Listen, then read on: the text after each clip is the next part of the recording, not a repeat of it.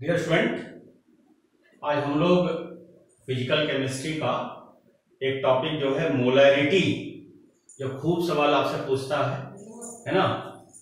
Some basic concept में molarity करके पूछता है, बहुत क्वेश्चन पूछता है। मोलैरिटी की रिक्वायरमेंट हमको 11th में पड़ेगी, 12th में पड़ती है, तो उस पर हम लोग डिस्कस करने जा रहे हैं। ठीक है, तो आप लोग जो है मोलैरिटी लिखो। आप लोग मोलैरिटी हेडिंग डालो। तो मोलैरिटी एक इंपॉर्टेंट टॉपिक है और मोलैरिटी में हम लोग ये भी डिस्कस करेंगे कि मोलैरिटी के प्रॉब्लम लगाए कैसे जाते हैं। आप थ्योरी तो पढ़ लेते हो, क्वेश्चन जो लगाने का जो तरीका है वो भी हम सीखेंगे। ठीक है ना, तो हेडिंग डालो बेटा फटाफट। तो मोलैरिटी, ठीक है, तो मोलैरिटी को रिप्रेजेंट करेंगे कैपिटल एम से, पहली बात है ना। तो एक वर्ड यूज करते हैं मोलैलिटी और एक वर्ड यूज करते हैं मोलैरिटी, दोनों अंतर है। अभी मैं अंतर भी बताऊंगा आपको। ठीक है, एक वर्ड यूज करेंगे मोलैलिटी। ठीक, मोलैलिटी के लिए हम जो वर्ड यूज करेंगे स्मॉल एम, और अगर हम मोलैरिटी की बात करते हैं तो मोलैरिटी के लिए हम वर्ड यूज करेंगे कैपिटल एम। दोनों में ये अंतर है, पहली बात ये अंतर फटाफट लिखो। ठीक, अब मोलैरिटी है क्या चीज, एक एक चीज को समझते चलो। मोलैरिटी है क्या चीज, देखो देखो भाई, ध्यान से देखना। मोलैरिटी क्या है? मोलैरिटी की अगर हम बात करते हैं तो मोलैरिटी को लिखने का तरीका क्या है? नंबर ऑफ ग्राम मोल्स, है ना, जीएम लिख दिया, ग्राम मोल्स, है ना, और पर लीटर ऑफ सॉल्यूशन। वर्ड्स पर ध्यान देना, पर लीटर ऑफ सॉल्यूशन। ठीक है, ये हमारी डेफिनेशन हो गई। पर लीटर पर जरा फोकस करना, ये हमारी डेफिनेशन हो गई। तो इसका मतलब अगर हम इसकी यूनिट के बारे में डिस्कस करें, तो स्वाभाविक सी बात है इसकी यूनिट क्या हो जाएगी? मोल पर लीटर। ठीक, तो मोल पर लीटर। तो अगर हम फॉर्मूला लिखना चाहें, एम बराबर, है ना, नंबर ग्राम मोल्स लिख लो, ये आपका ग्राम मोल्स। ठीक है, और क्या लिखा आपने? वॉल्यूम पर लीटर, है ना, तो ये वॉल्यूम किसमें? Capital L litre. अब क्या है, ये फॉर्मूला हमारे एनसीईआरटी में दे रखा है, ये फॉर्मूला हमारे एनसीईआरटी में दे रखा है, राइट, ये फॉर्मूला हमारे एनसीईआरटी में दे रखा है। लेकिन जैसे हम क्वेश्चन लगाने जाते हैं तो हमको ये फॉर्मूला काम ही नहीं आता है। हमारे एनसीईआरटी में ये फॉर्मूला दे रखा है, लेकिन जब क्वेश्चन लगा रहे होते हैं तो हमको ये फॉर्मूले की जरूरत बिल्कुल नहीं पड़ती। एक्चुअल में है क्या? एक्चुअल में ये है कि जब हम लैब में काम कर रहे होते हैं, लैब में, तो ऐसा नहीं होता कि हर लैब के अंदर बड़े बड़े सिंटेक्स जैसी टंकियां रखी हों। एक बाल्टी आपने H2SO4 ले लिया, दूसरी बाल्टी से आपने नाइट्रिक एसिड ले लिया, सल्फ्यूरिक एसिड। तो बाल्टी भर करके एसिड नहीं लिया जाएगा, या बाल्टी भर करके बेस नहीं लिया जाएगा। हम लोग जो भी प्रैक्टिकल कर रहे होते हैं वो ml में करते हैं। किस में करते हैं? ml में। ml बहुत छोटी यूनिट।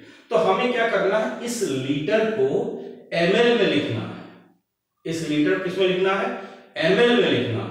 ठीक है, और प्रॉब्लम को सॉल्व भी आपने ml में ही करना है, जब तक वो स्ट्रिक्टली एग्जामिनर ये ना कहे लीटर। लीटर तो कहेगा ही नहीं, रीजन नंबर हमने आपको बता दिया। लैब के अंदर बड़े बड़े सिंटेक्स टंकियां नहीं होती कि उठाया आपने एक बाल्टी H2SO4 डाल दिया, 3-4 बाल्टी नाइट्रिक एसिड डाल दिया और डालते चले गए बाल्टी भर बाल्टी। ऐसा नहीं होता है। हम लोग टेस्ट ट्यूब में काम करते हैं, छोटे छोटे mls में यूज करते हैं, ml H2SO4, ml nitric acid. तो इस तरीके से हम यूज करते हैं। तो हमें जो प्रॉब्लम्स को डील करना है वो ml में करना है। ठीक, तो ml में लिखने के लिए क्या करेंगे? ml में क्या करेंगे, है ना, ये नंबर ऑफ मोल्स, जो भी मोल्स आपने ले रखा, ठीक है, ठीक है, और लिख देंगे क्या?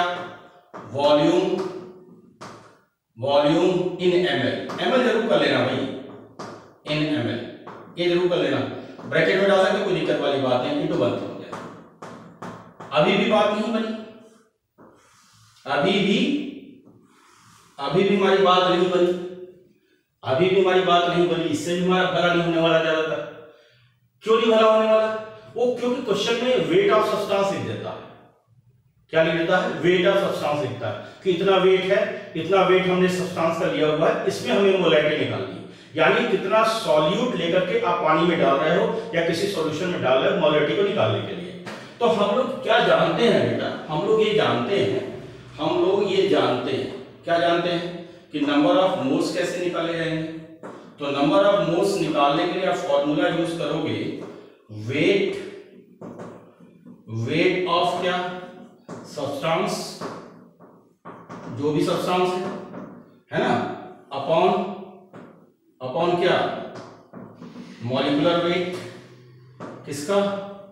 जो भी आप कंपाउंड दे रखा, राइट। तो वेट ऑफ सब्सटेंस को आप लिख सकते हो W और मॉलिक्यूलर वेट को लिख सकते हो M।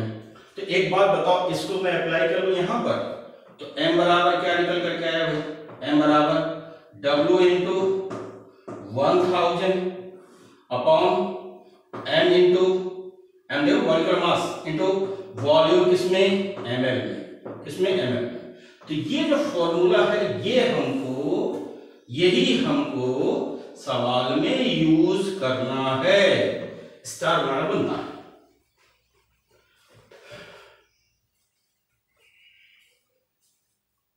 लिखो फटाफट।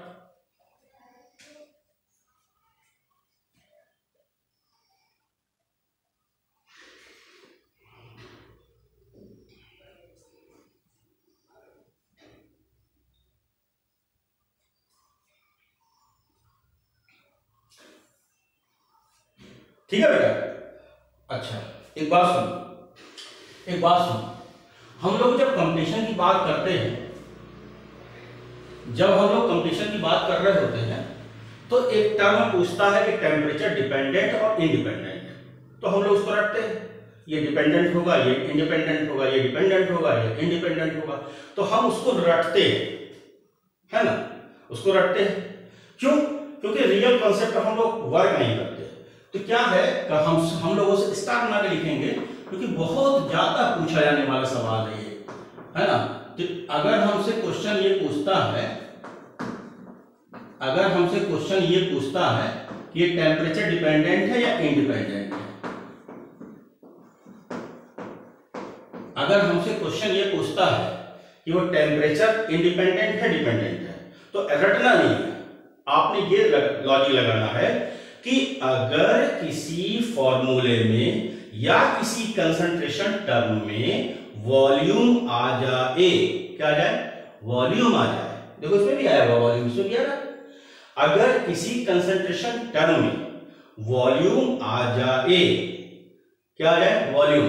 तो अगर वॉल्यूम आ जाए वो टेम्परेचर डिपेंडेंट होगा। तो मैं आपको लॉजिक लिख रहा हूं, टेम्परेचर डिपेंडेंट का मतलब वॉल्यूम टर्म यूज होगा, राइट। वॉल्यूम टर्म क्या होगा? यूज होगा। तो कहने का मतलब टेम्परेचर डिपेंडेंट कौन से हो गए? मोलैरिटी, तो मैं पढ़ा ही रहा हूं, ठीक है। एक मोलैरिटी हो गया जिसको मैं कैपिटल M लिखूंगा, एक आपका नॉर्मेलिटी है ना, लिख सकते हैं नॉर्मेलिटी, इसको N लिखूंगा, एक लिखेंगे हम फॉर्मेलिटी, ठीक है, फॉर्मेलिटी, स्मॉल f लिखूंगा, स्मॉल f कर लेना, बड़ा भी कर सकते, कोई दिक्कत वाली बात नहीं है। अच्छा, वेट बाय वॉल्यूम चलेगा नहीं चलेगा? परसेंट वेट बाय वॉल्यूम बताओ, चलेगा? वॉल्यूम आ गया। तो जहां जहां वॉल्यूम आएगा वो टेम्परेचर डिपेंडेंट होगा। और अगर हम ये कह दें कि भाई टेम्परेचर इंडिपेंडेंट है ना, अगर हम ये कहते हैं कि हमारा जो है टेम्परेचर इंडिपेंडेंट, अगर क्वेश्चन पूछ रहा है, बोलो, ये भी खूब क्वेश्चन पूछा गया, तो हम क्या लिख सकते हैं? अच्छा बताओ, परसेंट W बाई W लिख सकते हैं? देखो लिख सकते हैं, कहां आया आपको वॉल्यूम? नहीं है, लिख सकते हैं। या हम मोल फ्रैक्शन लिख सकते हैं? बिल्कुल लिख सकते हैं, खूब पूछा गया है ना। मोल फ्रैक्शन लिख सकते हैं नहीं बच्चों? बोलो। या मैं मोलैरिटी बोलो, मोलैलिटी स्मॉल m लिख सकते हैं। तो इन सभी में वॉल्यूम का कोई लेना देना नहीं। तो आपने क्या सीखा?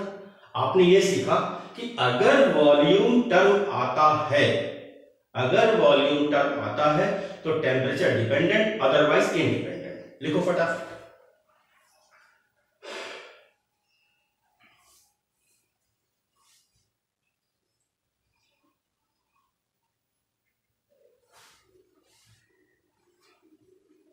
लिखा बेटा? अब आ जाओ एप्लीकेशन। एप्लीकेशन में आ जाओ बालको। बच्चों एप्लीकेशन का मतलब क्या है? एप्लीकेशन का मतलब क्या है? एप्लीकेशन का मतलब यह है कि हमसे कैसे कैसे सवाल पूछे जाते हैं। एप्लीकेशन का मतलब यह है कि हमसे कैसे कैसे न्यूमेरिकल्स पूछे जाते हैं, उनको हम अप्लाई कैसे करेंगे। This was application. तो लिखो एप्लीकेशन, राइट। तो एप्लीकेशन में हमारा जो पहला मामला ये होगा, अगर हमने दो सॉल्यूशन ले रखा, देखो दो या दो से अधिक, 2 और मोर सॉल्यूशन ले रखा, ठीक है, और दोनों में एटलीस्ट वन एटम सेम है। वन एटम क्या है? सेम है। जैसे, या दोनों एक जैसे HCl प्लस HCl, दोनों में ये भी है, ये भी दोनों में है। दिखाई दे रहा है? दिखाई दे रहा है?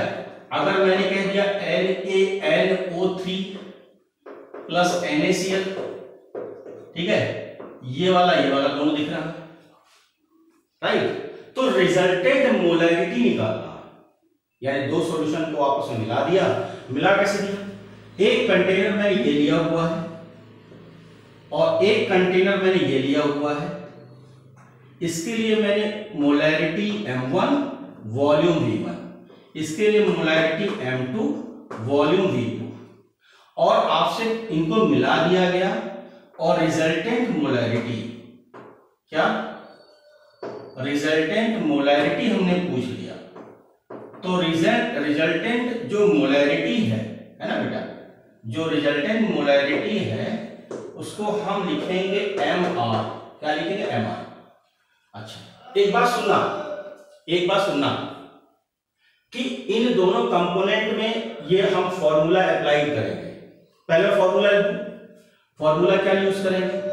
M1 प्लस V1 दो है ना, प्लस M2 है ना, sorry M1 V1 M2 V2 बराबर MR और VR। You know VR resultant volume, MR resultant molarity. तो मैं लिख देता हूं कि VR का मतलब क्या है? VR का मतलब क्या है? ये है आपका रिजल्टेंट वॉल्यूम, राइट बेटा, रिजल्टेंट वॉल्यूम। अब क्या मेरे को MR निकालना है, तो मैं क्या करूंगा? M1 थोड़ा सा मैं छोटा लिख दूं, V1 plus M2 V2 upon क्या लिखूंगा बेटा? VR। यानी मैं V1 प्लस V2 लिखूं, यही हमारा VR है दो सॉल्यूशन के लिए, ये मेरा VR है, राइट। तो ये फॉर्मूला मैं यूज करने वाला हूं। जब दो सॉल्यूशन ऐसा है उनको मिला दिया जाए जिसमें कम से कम एक कंपोनेंट हो, दोनों बहुत अच्छी बात है, कम से कम एक होना जरूरी है। अब क्या एक बात मेरे को बताओ कि अगर मैंने ये कह दिया कि NaOH और HCl में ये कॉन्सेप्ट लगेगा, अगर मैंने ये कह दिया तो बेटा की एक बात समझना, इसका मतलब ये नहीं है H, ये H नहीं है, ये OH माइनस है। सुन लो कायदे से, ये H नहीं है, ये OH माइनस है और ये H प्लस है। तो यहां पर ये कंसेप्ट नहीं लगेगा, ये मत समझना कि H दिख रहा है तो मैं यहां भी एक चीज लगा दूंगा, यहां बिल्कुल नहीं लगाना। नोट करो फटाफट।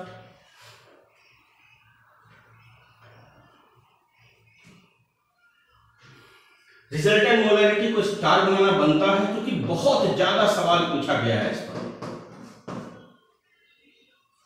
ये Vr है। अच्छा, दो सॉल्यूशन को आपने मिला दिया, दो सॉल्यूशन को, तो मैं बोलूंगा बाइनरी सॉल्यूशन। क्या बोलूंगा? बाइनरी। बाइनरी का मतलब दो। क्या बोलूंगा बेटा? Binary solution. लेकिन अगर मैंने तीन सॉल्यूशन को मिला दिया तो टर्नरी सॉल्यूशन। तो फॉर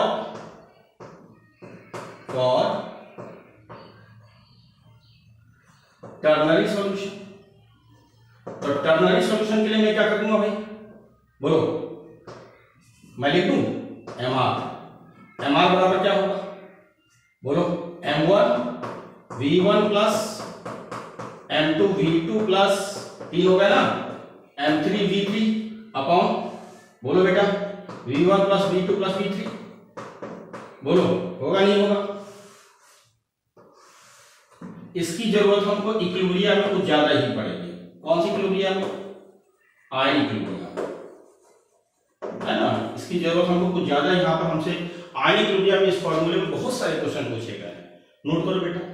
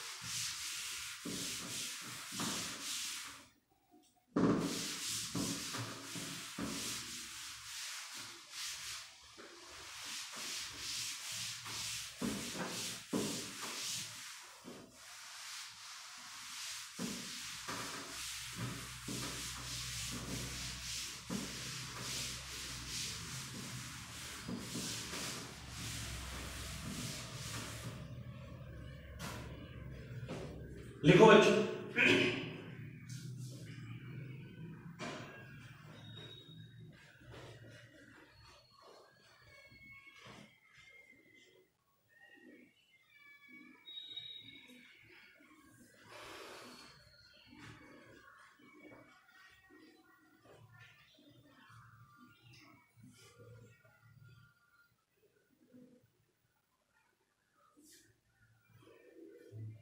ठीक है, तीन बातें मैंने बताई आपको। पहली कि मोलैरिटी के लिए आप फॉर्मूला यूज करेंगे, है ना, जनरल ट्रेंड में बताया। दूसरा केस मैंने ये बताया जिसको मैंने एप्लीकेशन 1 लिखा हुआ है। अब इसके बाद इसको नोट करो पहले, नोट करो पहले, फिर दूसरी बात करते हैं, है ना। इंपॉर्टेंट ये भी है।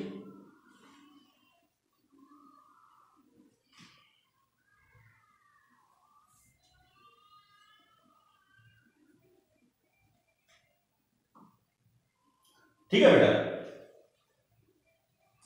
देखो टर्नरी में क्या है? टर्नरी में आपके तीन कंपोनेंट, तीन सॉल्यूशन मिलाया हुआ है ना। सुनना ध्यान से, क्योंकि तीसरे में अगले एप्लीकेशन में जरूरत पड़ेगी।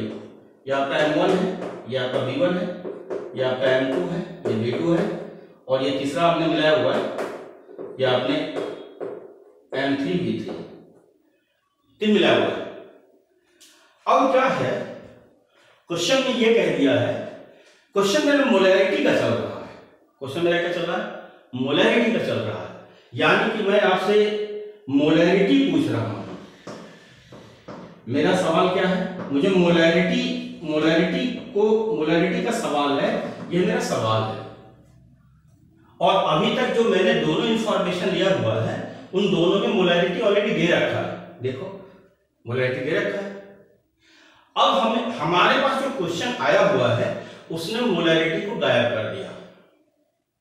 सभी जगह पर मोलैरिटी की जगह नॉर्मेलिटी लिख दिया। उसने क्या किया? क्वेश्चन में सभी जगह नॉर्मेलिटी लिख दिया, है ना। क्या लिखा? नॉर्मेलिटी लिख दिया। अब नॉर्मेलिटी लिख दिया तो हम पहले नॉर्मेलिटी को मोलैरिटी में कन्वर्ट करेंगे, नॉर्मेलिटी को मोलैरिटी में कन्वर्ट करेंगे। अच्छा, एक बात बताओ, एक लिखना नामन, लिखो नामन लिखो, फिर नामन का मतलब समझाता हूं। नामन लिखो पहले, लिखो लिखो बच्चों, लिखो नामन।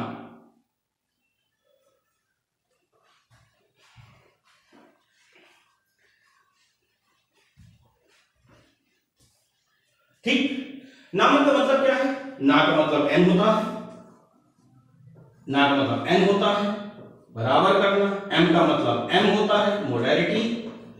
एन का मतलब होता है एन फैक्टर, एन फैक्टर। यानी कि क्वेश्चन में क्या दे रखा है? क्वेश्चन में हमारे पास नॉर्मेलिटी दे रखा है, ठीक है, नॉर्मेलिटी, और निकालना क्या है? मोलैरिटी। तो अब इस फॉर्मूले से जो नॉर्मेलिटी है मोलैरिटी में या मोलैरिटी नॉर्मेलिटी में कन्वर्ट किया जा सकता है। क्वेश्चन में इस फॉर्मूले से नॉर्मेलिटी को मोलैरिटी, मोलैरिटी को नॉर्मेलिटी में किया जा सकता है। तो क्या मैं ये कह सकता हूं कि इस फॉर्मूले से मेरे पास क्या मिला? m बराबर क्या मिला? n upon nf। nf क्या है? nf क्या है? nf जो है ये आपका है n फैक्टर। क्या है बेटा? n फैक्टर, ठीक है। किसी बुक में vf भी लिखा है, इसको बोलते हैं वैलेंस फैक्टर, ठीक है। एक ही बात है, कोई दिक्कत वाली बात नहीं है, वैलेंस फैक्टर, बात एक ही है।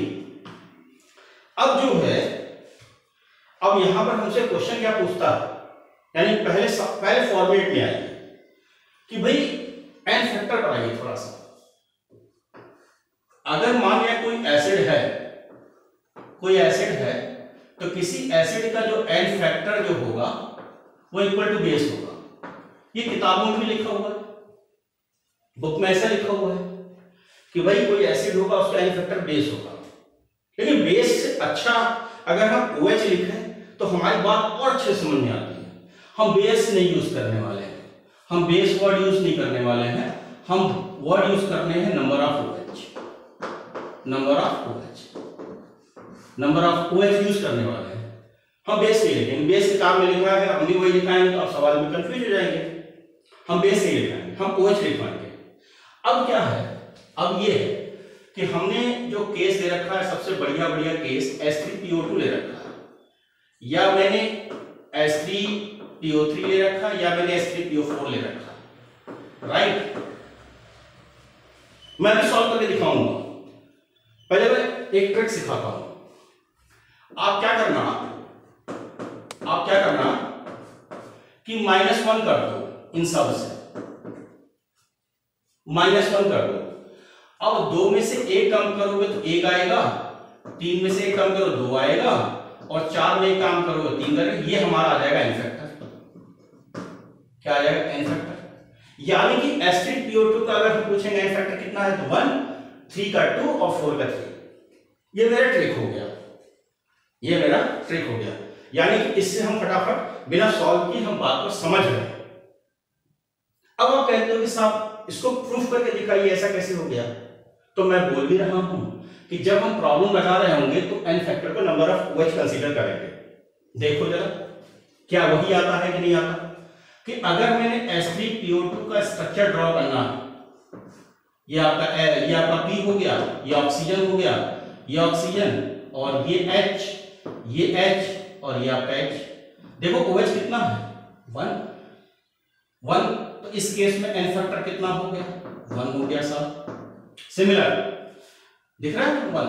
अगर मैंने ये कहा कि H3PO3 ले रखा है तो इसका स्ट्रक्चर बना के देखो, ये P हो गया, डबल बॉन्ड O, ये ऑक्सीजन, कितने ऑक्सीजन? 3, और ये हाइड्रोजन। देखो बेटा ये हाइड्रोजन, बताओ दिख रहा है? तो यहां पर कितना हो गया एन फैक्टर? देखो 2। तो ट्रिक बढ़िया है, वैसे सॉल्व करके देखोगे तो समय लगेगा, ट्रिक अप्लाई करोगे तो विदिन सेकंड काम हो जाएगा। अब जो है अगर मैंने ये कह रखा है कि भाई H3PO4 ले रखा है, देखो ये आपका ऑक्सीजन कितने हो गए? 4 ऑक्सीजन हो गए साहब, हाइड्रोजन 3, 1, 2 और ये 3। देखो OH कितना हो गया? 3। बोलो एन फैक्टर कितना हो गया? एन फैक्टर 3 हो गया। तो देखो ये जो मैंने शॉर्टकट बनाया ये देखिए प्रूफ करके दिखा दिया, नोट करिए फटाफट।